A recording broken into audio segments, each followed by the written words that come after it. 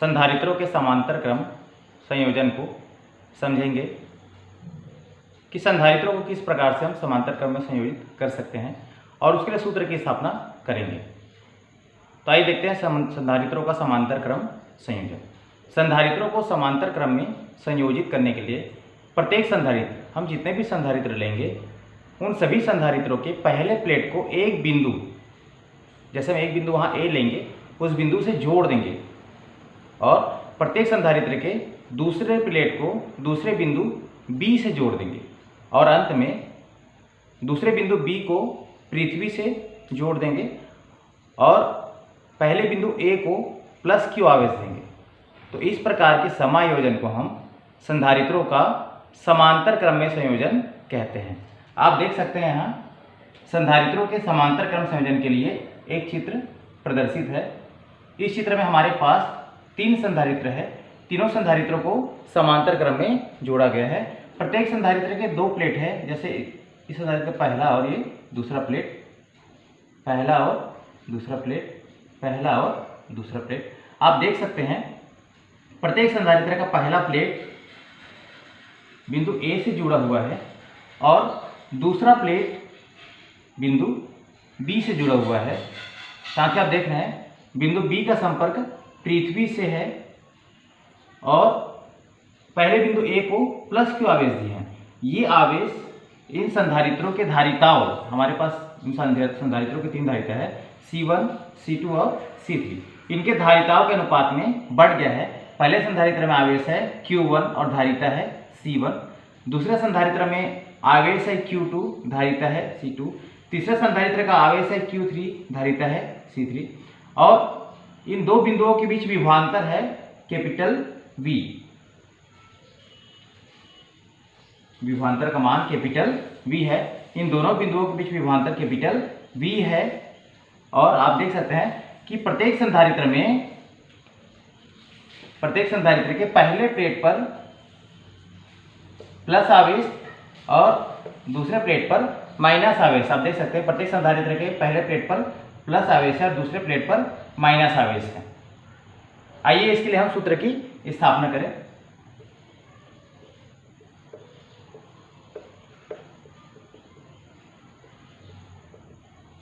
सूत्र की स्थापना करने के लिए हम देख सकते हैं यहाँ पर हमारे पास कुल आवेश है Q, तो Q के बराबर होगा कुल आवेश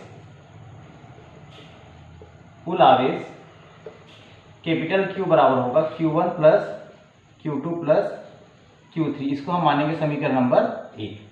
Q1 पहले संधारित्र का आवेश है, Q2 दूसरे संधारित्र का आवेश है और Q3 तीसरे संधारित्र का आवेश है और कुल आवेश है हमारे पास यहाँ Q। अब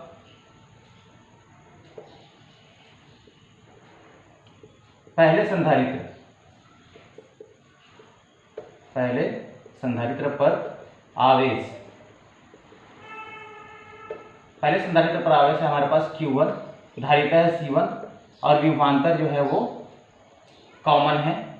इसी प्रकार दूसरे संधारित्र पर आवेश ये होगा Q2 बराबर C2V, इसको मान सकते हैं हम समीकरण नंबर 3, तथा तीसरे संधारित्र पर आवेश ये होगा Q3 बराबर होगा C3V, इसको मानेंगे हम समीकरण नंबर 4। अब इस संयोजन में परिणामी विभवांतर है V, परिणामी आवेश है Q, परिणामी धारिता है C। तब परिणामी आवेश